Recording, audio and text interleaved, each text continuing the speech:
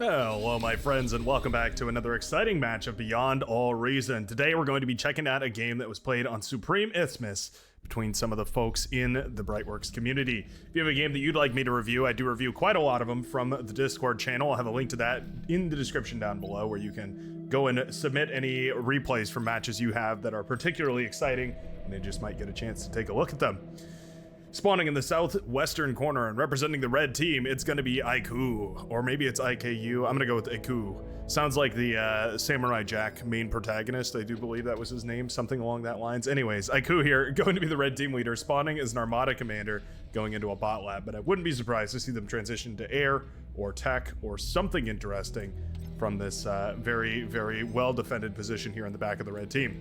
All the way across the map and representing the blue team here, spawning in the mirrored position, it's going to be JXG. JXG also an Armada commander and going to be going for that battery right off the start here. That's a bit of an interesting choice. We don't usually see a battery first build, but it could be worth it. I suppose that battery is going to help with construction projects later on, and also getting that battery up does mean that when the wind speed drops, you're going to be a little bit more resistant to the fluctuations in energy that your economy is stalling from. So I guess I don't hate it. We'll have to see how well this does. Now, across Supreme Isthmus, strategies have been changing rapidly. There's been some rapid onset evolution forced in many ways out of the various players that have been playing, and I'm all here for it. Already we see a bit of a variation here as Phoenix has gone for 2 metal extractors into bot lab, solar panels, wind turbines, and all the like before going into the other 2 metal extractors and then eventually into this geothermal here.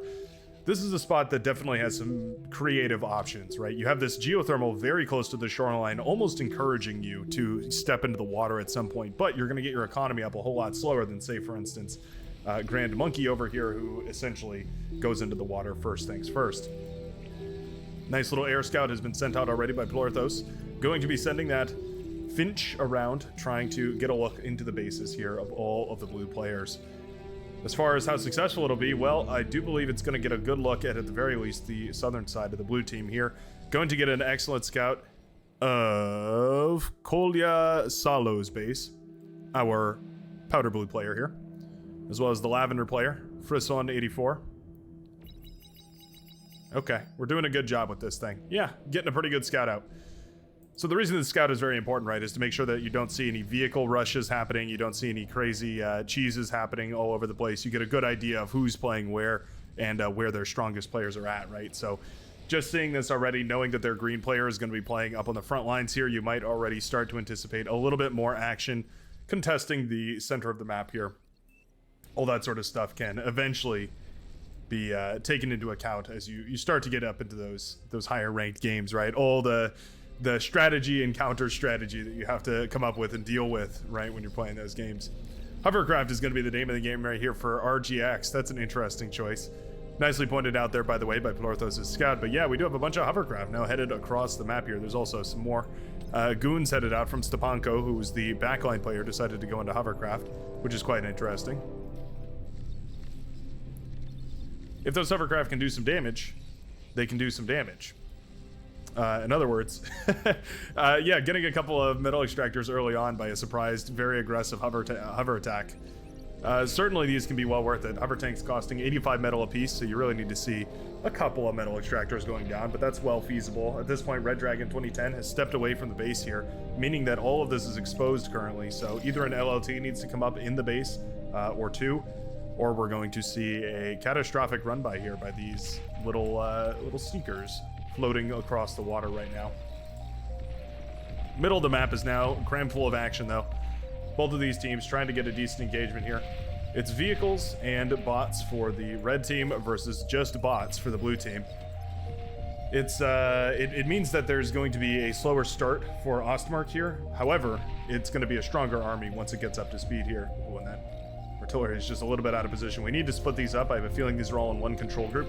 Splitting these into 2 control groups, so you can have your assault units, your blitzes, and your medium tanks, and your rovers as well, all on one control group, and have your shell shockers in another so that they can be firing.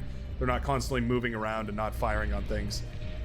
And now you can see Ostmark pushed back here without LLTs on the front. His commander needs to start putting up some LLTs over here. Bubby is trying to hold this line, but just can't hold on with the pressure from 2 different angles coming from the northern side as well as the eastern side.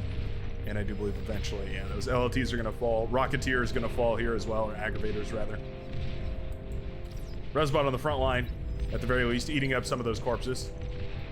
Making some value out of itself. All that metal in the middle, by the way, has already been eaten up greedily.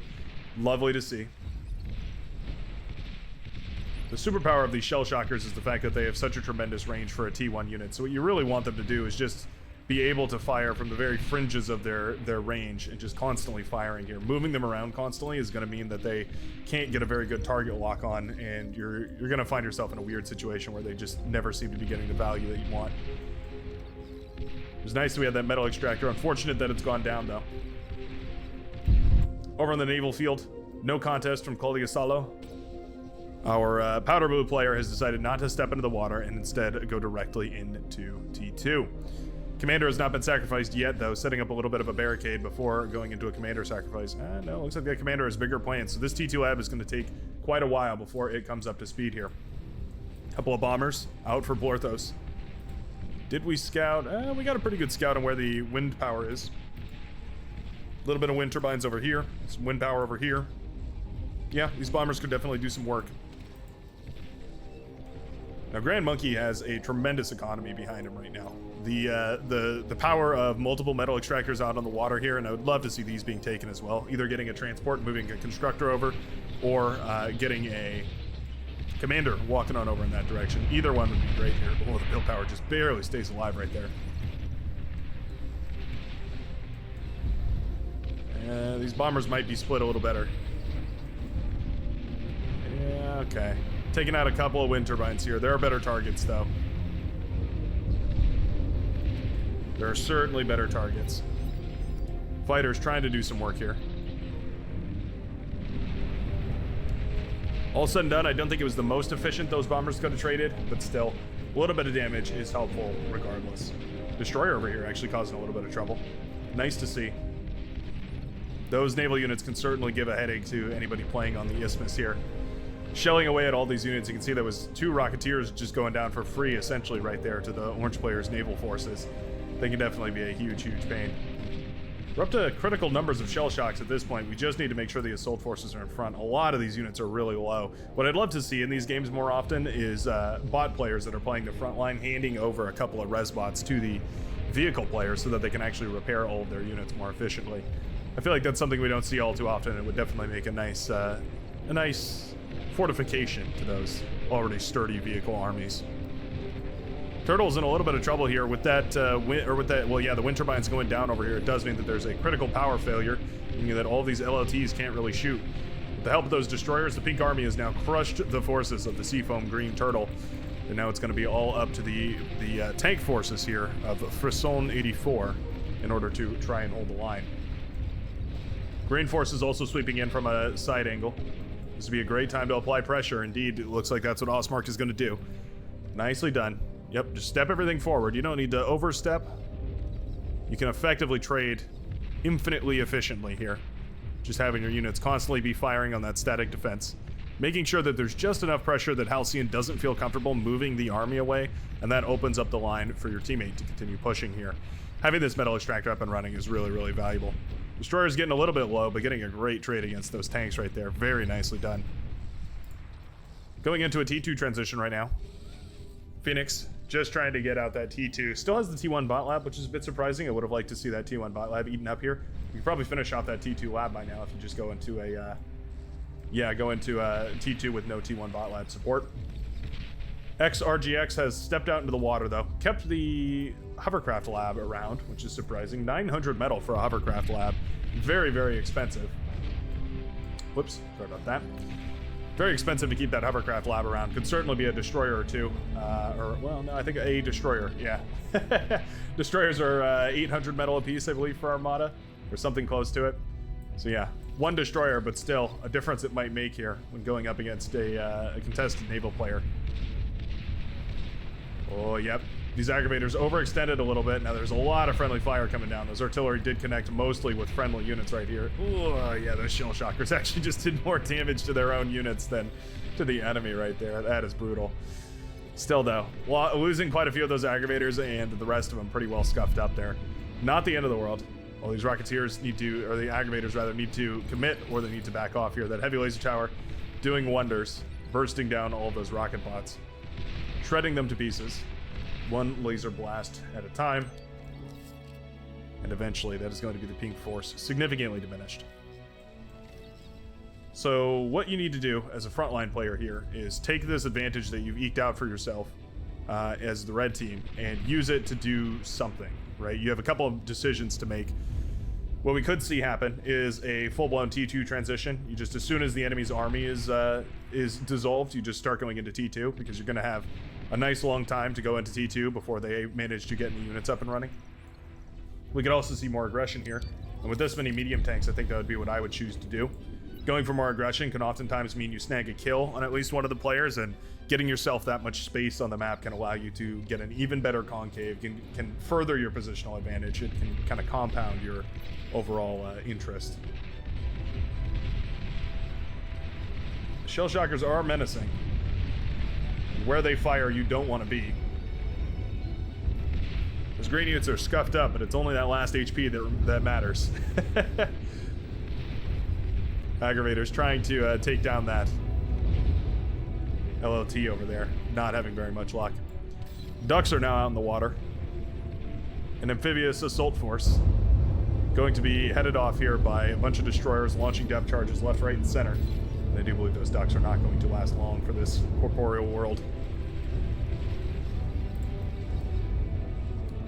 Red Dragon actually getting into the water here. Really late for a water transition, but I suppose better late than never. Do we have T2 out? No T2 out yet. Oh, there is a T2 constructor though, so that's nice. Yeah, the T2 constructor can give you a solid enough economy to get into a big enough T1 navy that you can actually overwhelm a T2 navy. In this case, not an issue because RGX still has that T1 hovercraft lab, so the naval technology is not as advanced as if you were just going into pure T2 naval combat. So many shell shockers, but they really shouldn't be up here with the assault forces. Yeah. A little bit better micro, and I think this army has already won the front line here, but this army is doing so much damage to itself more than anything else. Halcyon's commander trying to retreat off the lines here. Shell shocker do hurt whenever they can connect. It's a matter of when, though. Has T2 hit the front lines yet? We're getting there. T2 is queued up at the very least over here. I'm not sure where the constructor has gone. I see a T2 constructor. I see T2 buildings planned out. Oh, we also have some spy bots. Very nicely done. JGX in the back line for the blue team, who I've been mostly ignoring because they're just going for a whole lot of eco. At some point or another, got that T2 lab out and pumped out a couple of spy bots. Has walked them all the way across the map. Oh, were they detected there for a second? Almost looked like they were detected there for a second. Walked them all the way across the map and is going to have these in their back pocket. It's a little bit of an ace up their sleeve, I suppose, in case they're looking for some cheeky shenanigans to pull across the map. Nothing like that for the red team. Red team playing this fairly stock standard, but this is a cheeky little move. I wonder what we're going to use these for. Maybe just a good bit of scouting. They will, if they check back here, find a whole bunch of bombers coming up for the yellow player, so that's quite nice. Oh, are we gonna... Oh, we could EMP the nuke. I wonder if that's the idea here. The anti-nuke, rather. Okay, yeah, so with 2 spy bots, I mean, you only need 1, but with 2, you essentially guarantee you can keep that anti-nuke down for an entire duration that a nuke is firing here. Are we going for... Oh, we are going for a nuke here. Interesting. Okay. I see the plan here. So JXG has decided that going into a nuclear launcher is going to be the move here. And instead of trying to outpace the anti-nuke, instead just moving in a couple of spy bots, making sure they're ripe and ready to shut down that anti-nuke when the time comes. Well, that's just beautiful, isn't it? T2 is out on the field here. We do have a couple of hounds helping to dismantle the forces here of Bubby. Still a lot of T1. We're talking about a solid 4,000 metal of T1 here for the tan player, and a whopping 4,500 for the pink player here. Not bad, but certainly we need to start thinking about T2. Once you have that much metal in T1 units, you have to really kind of wonder if it's viable as T1, or whether you should just start, I mean, even eating up your T1 army and turning it into a T2 lab. You can always use these res bots to eat up your own units, right? Feels a bit wasteful, but I assure you, those T2 units are going to trade so much more efficiently. It'll be more than enough value. Tidal generators bombed right here. That's actually quite nice. Oh, if they go down. Only a couple of them actually went down right there. A lot of them were damaged. A lot of them were wounded. But not a whole lot of them died right there. Okay, well. Where the bombers go? They found a much juicier target here. Advanced Geo. Ooh, 8%, 2%. It does go. Boom. Excellent little bombing run right there. And another spy bot. Aiku has also got a spy bot on the other side of the map. What on earth? Everyone and their mother has decided to go counterintelligence this game. Yeah, we've stuck a spy bot in over here. There's also some more bombing continuing. The residual bombing happening on this side of the map. Reported, said XRGX. Okay. Spybot all the way on the other side of the map. Are we both going for a nuclear strategy here? There's no nuke queued up here for the red player, so I have to wonder if this spybot is just for spying. It might very well be that the red spybot is just for scouting information here. There's no follow-up play behind it.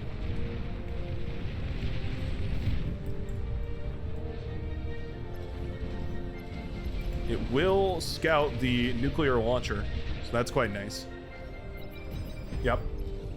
Scouts that there's a nuke in the background. That nuke is about halfway done charging. We'll see that launching off here in just a little bit, about a minute or so. So the commander went down over here. That's going to be Turtle's commander going down in a last-ditch effort to save his base, trying to take down a couple of these destroyers. Looks like the destroyers did end up winning that fight, however.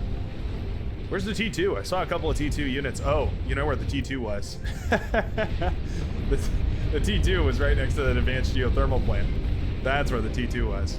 I see. So the blue team now sent back to the Stone Age, all save for Coilo Solo, who has gone into those T2 Cortex pods and is now sending them out to try and help the front line. These fiends will ravage everything that's out on the front line currently. There's nothing really on the front that's going to shut any of this down. Sumos would be the right answer here as the Cortex player for dealing with all these fiends that are about to come out. Or at least that's one decent option. A bunch of pit bulls were set up over here. That's quite nice. At the very least, stalling out some of this aggression. The Sheldon are perfect for blasting all of that away. But, yeah, at the end of the day, the pit bull is pretty good. Nuke is charged. I'm expecting it. So it's tricky. You have to fire the nuke, and then as the nuke is launching, you want to paralyze the anti-nuke. It's a very tricky thing to micro. Yeah, I see the controls. Oh, they both have anti-nuke. Ah, I see.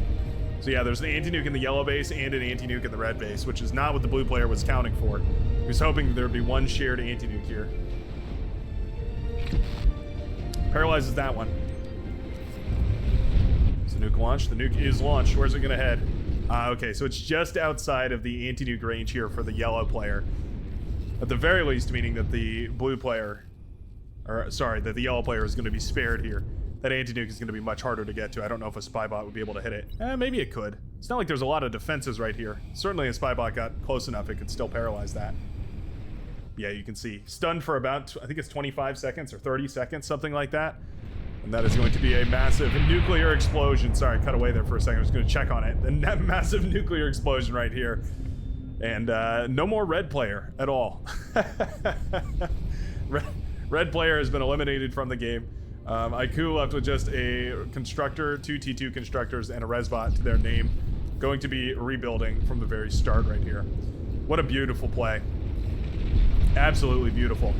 Isn't going to be enough, though. The Sheldon have already taken down all those pit bulls, and they're starting to whittle down everything else over here. Fiends are coming to clean all this up. Yep. Fiends, pretty much the perfect answer to the Sheldon. They can run them down, burst them all to smithereens. Have a great time doing it. And those fiends were bundled up quite a bit. Would have traded a little bit better if they were spread out, but other than that, all was well. Pink player has won a massive naval battle on the northern side over here, and so will claim victory over the northern seas. It's going to be Jarded claiming victory over XRGX, who actually self-D's the lab there. Cutting the losses and self-D'ing the lab, it's painful to do, but oftentimes necessary. Another nuke is up in the air. EMP did connect over on this area. I think we know exactly where this is going to come down.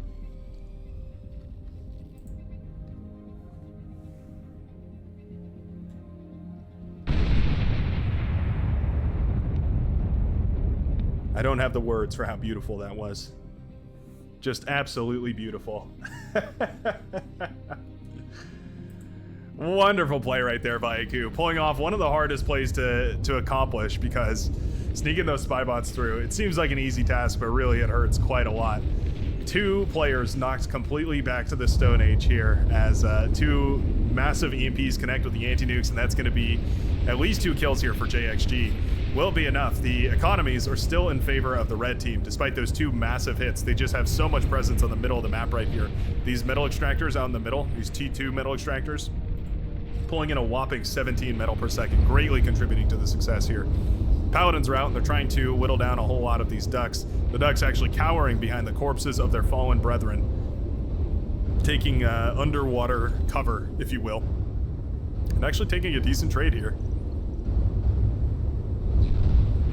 That's pretty impressive. Torpedo launchers are now firing, though. Those are going to be much better. Advanced torpedo launchers as well.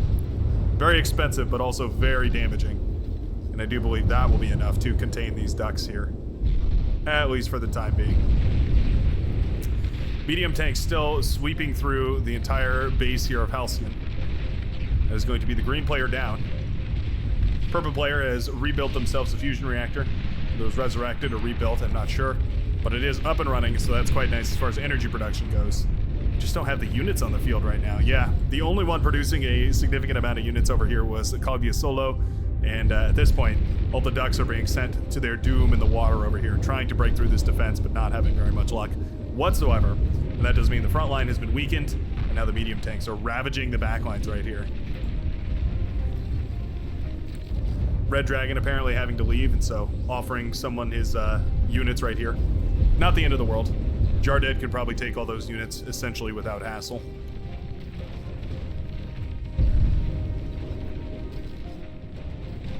Wow. This ended up being a much closer game than I thought.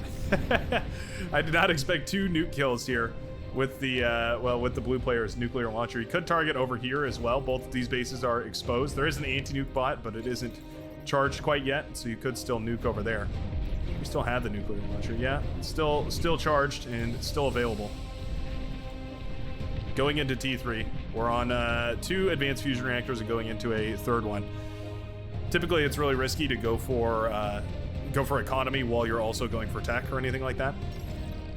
So here, going for the APHIS while going for the T2, or T3 rather. I think I'd rather see the APHIS completed.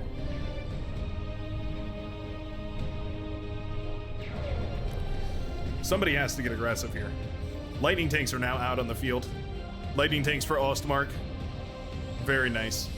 Very good against T1 spam, and as for right now, we are 22 minutes into the game, and T1 is still very prevalent.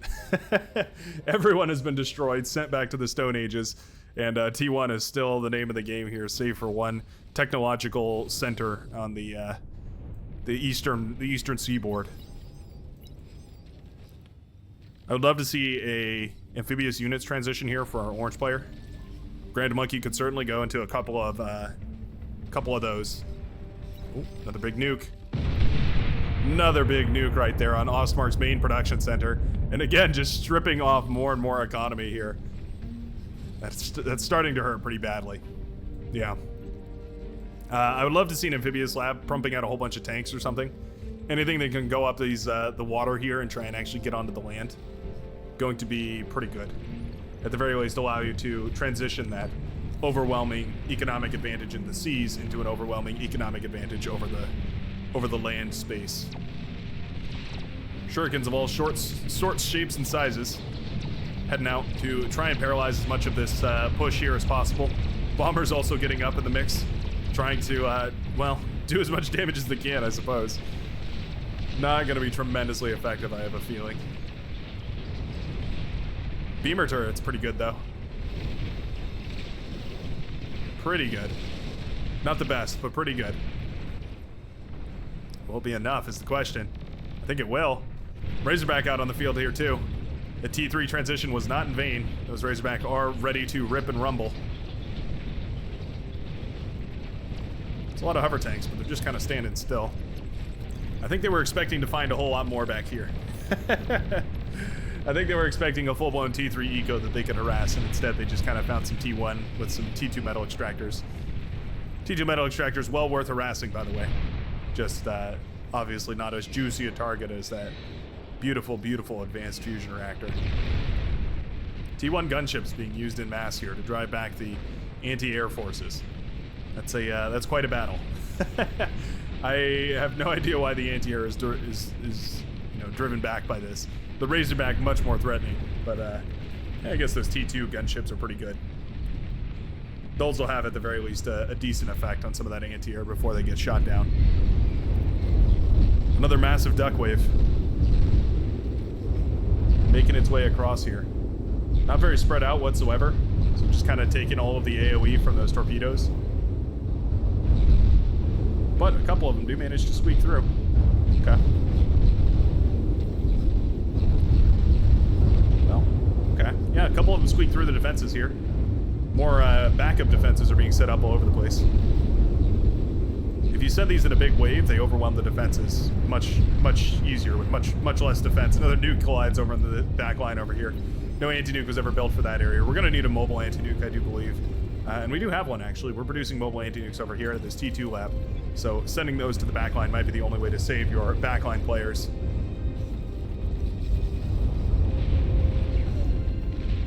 Razorbacks now serving as the Coast Guard here for the blue team. Sheldon's still being a pain over on this side. Mass T2 and T1 fabrication right now. I'd love to see grunts spammed out here instead of aggravators, just so you have the vision and the bodies in front of all these units. I think that might work out just a little bit better here for Bubby. Look at the C control right now for the orange player. Every single choke point has been locked down with torpedo launchers. It's quite nice. At the very least, going to afford them the security from these ducks that is otherwise lacking. Here come the Razorbacks. Well, there they go. I was going to say, they probably should keep firing, keep moving, but yeah, there they are. Finally, they're going to decide to get in the fight here. Taking a lot of unnecessary damage from those Sheldon, which is a bit unfortunate, but still going to be more than enough to break this line. Bubby moving in with the commander. Oh, these Razorbacks are kind of grouped up. D-Guns 1. Ooh, D-Guns 2. Oh, I'm not going to get the third, but still, that's really nice. Cutting the devastation here, the destructive potential of the blue player down by 2/3. Very nicely done. The more Razorbacks are headed out on the field here. One by one, they will be streaming out of this T3 lab and making their way towards the front of the battlefield. But at least, for the time being, there's only one who remains. Oh no, even that one fell right there. Okay. Yep. Razorbacks going in one by one. Going to be blitzed down shortly here. Oh, sharpshooters are in the mix too. Going to be very valuable for blasting down those sharpshooters. Or blasting in those Razorbacks, pardon me. Yeah, the Razorbacks have to back off. Can't really afford to send those Razorbacks in one by one. You need a big group of them, and you need some sort of T1 spam in front of them as well.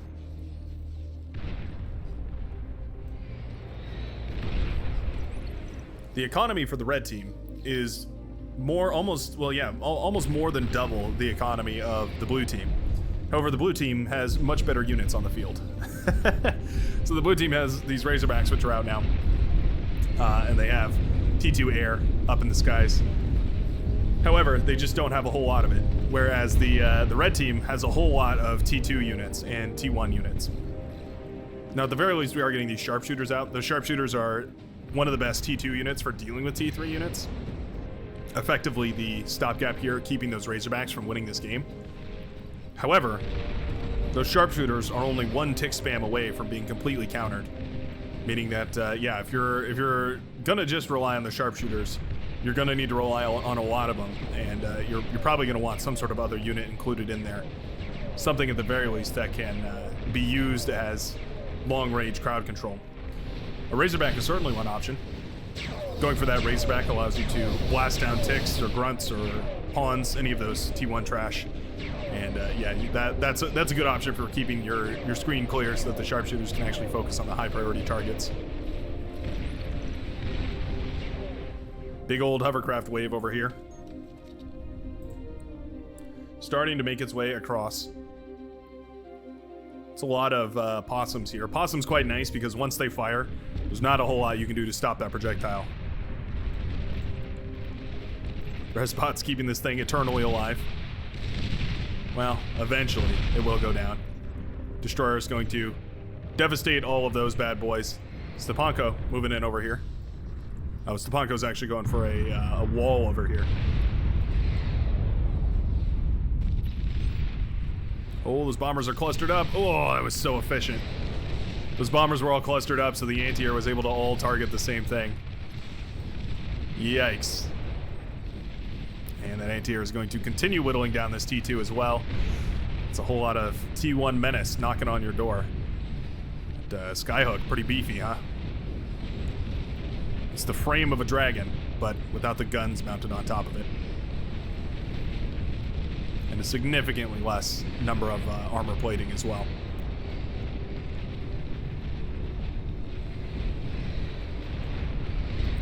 Hover tanks for the win, huh? Those possums are really the victor here because once they fire, especially at any of these static buildings, there's not really anything you can do about it. Repair turrets or whatever, they do such a huge spike of damage that it's not going to be defendable. Razorbacks out to defend all this. Probably the best option as far as cleanup goes. Beamer turrets having a field day here as well, though. Some of them very well experienced. 15 kills between those two. Nicely done. Yeah, Razorback going to be able to clean up all these forces. I think if they had gone north, they might have been able to do... no, there's a Razorback up there, too. Nicely done by the blue player. The blue player, JXG, essentially keeping his entire team alive here, despite everything going on.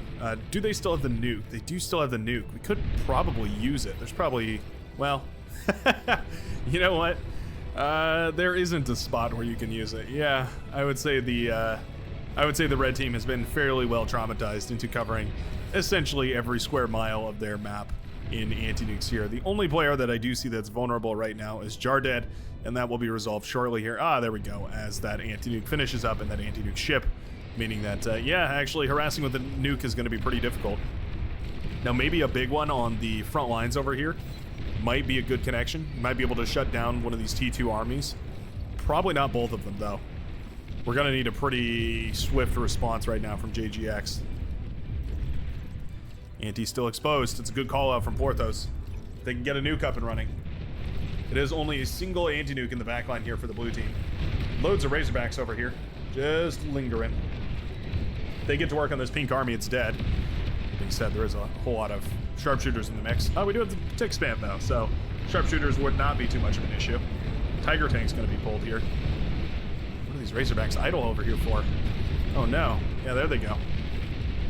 Finally going to get tangled up in some sort of a fight. Not the one that I would think, though.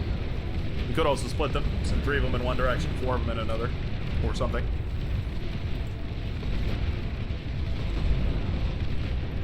Nicely done right here, though. So yeah, fight commanding the welders forward so that they only step as far forward as they need to, and then fight commanding the sharpshooters so that they don't overkill whatever they are engaging against.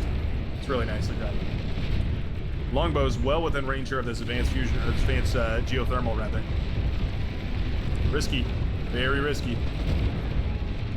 Razorbacks need to jump on the sharpshooters. Oh, the sharpshooters having a field day tearing apart these Razorbacks right now. Yep. One by one, those Razorbacks being clicked apart. Oh, that hurts so badly. If those Razorbacks had just pushed a little further there, could have shut down all these sharpshooters. I think 2 of them would have stayed alive here. Instead, we're going to see almost all of them go down to these sharpshooters. At the very least, though, cleaning up this mess. And with all that metal being on the blue team's side, a couple of Resbots are going to be more than enough to reclaim all that. But man, those Razorbacks, they did not take as efficient a trade as they probably could have there. Longbow now firing directly onto the base here of the purple player, which is surprising. I feel like just going for the advanced geothermal would essentially achieve the same effect here, but maybe they don't have a scout of that. That's probably what happened here. Yeah, no scout on... Oh, no, they definitely see the radar signature right there. I feel like that's a natural target they should be going after. Aiku somehow got his commander over here. I'm not sure if that was a transport or what, but yeah, commander exploded in the main base over here. Frankly speaking, didn't manage to kill all too much, which is kind of funny. Nuke was launched and deflected here by the red team. I couldn't even tell you what anti-nuke it was. There's so many of them. one of their hundreds of anti-nukes have managed to shut that down. Go for the Geo. The Geo is such a better target right here for these longbows. Much more explosive. You could target one structure instead of the 50, and you do a great job here. We just need to click on these T1 labs and just hold left control. No, sorry, Alt. Yeah, left Alt, and click the Resbot logo a couple of times. Finally, some T3 is hitting the battlefield here for the red team. Phoenix getting a catapult out on the field. Already has that resurrected Razorback, but these Shiva are now going to be the first red-produced T3 that are coming up to hit the field. Anti-nuke flying past our screen. A shooting star to save us in the night. Yeah, we're saving the best for last, I think. Catapults are very dangerous if you're going to use them against T1 spam. That T1 spam gets underneath you for just a little while, and yeah, you're going to be firing on your own troops pretty quick there. A bunch of laser tanks making it to the back line pretty far, actually. Uh-oh. Well, they don't prioritize the energy converters. Those are the most reactive thing to fire at, and probably the best target. So these will be cleaned up, but that's got to be a little bit scary here for the red player to see that those made it that far. Submarines obviously don't kill hovercraft, which is all the red player has in the water. Wouldn't be surprised if we do see IKU going for maybe a something like T3 hovercraft for an option. Maybe going into just a Juggernaut or two, although it is an Armada player, so I guess a Titan or two, in order to protect that coast, avenge their fallen brethren. Sharpshooter bundled up way too closely here. Once these spread out, they can get an effective fire. Oh, this is exactly what I'm talking about. These ticks are running right on top of the sharpshooters. All it takes is one stray bout of fire from the catapults in order to annihilate all of these friendly units right here. Frankly, I'm surprised it hasn't happened already. Oh, yeah, there we go. Takes out an anti-nuke bot too. It gives me chills watching that happen. It's very terrifying. Oh, all those hot pink camouflaged sharpshooters all of a sudden look pretty cool. Finally, they spread out though and are going to start firing effectively. 1,000 energy per shot, so pretty efficient to have them wasting their shots on ticks actually. A tick costing a grand total of 340 energy. Yeah, it's actually really efficient. So even if they are being used to shut down a tick spam, it's a pretty effective, efficient way of fighting snipers, just to drain their energy. Capital ship out now for Grand Monkey 2. That's what all his metal's been spent on recently. Going to be using that capital ship, however, to harass the front lines as opposed to the economies here. But it does look like Porthos has had enough of this game and wants to finish it off once and for all.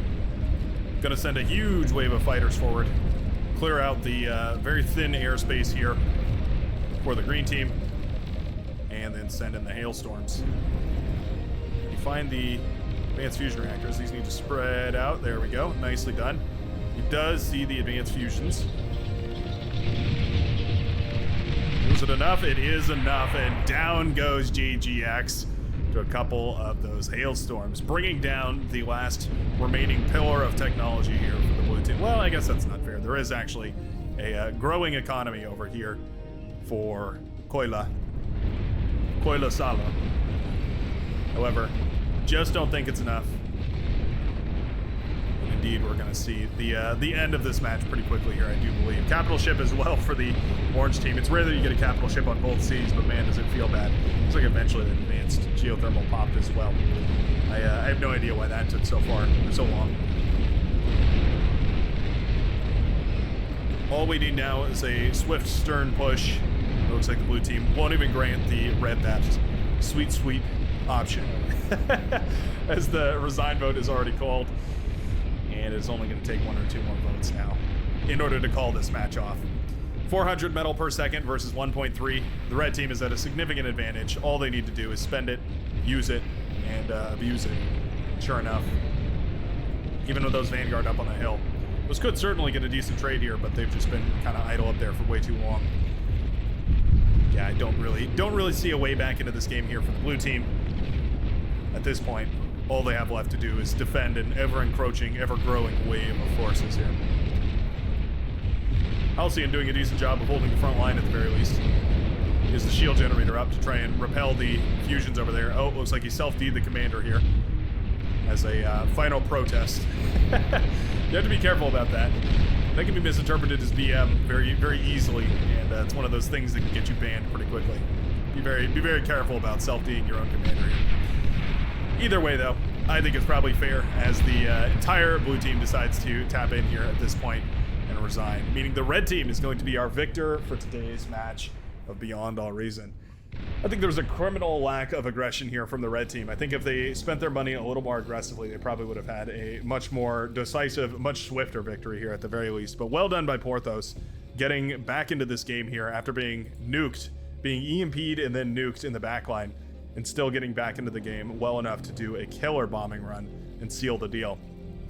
If you enjoyed this game, if you enjoyed those killer EMPs and that wonderful series of nukes, be sure to hit the like button down below.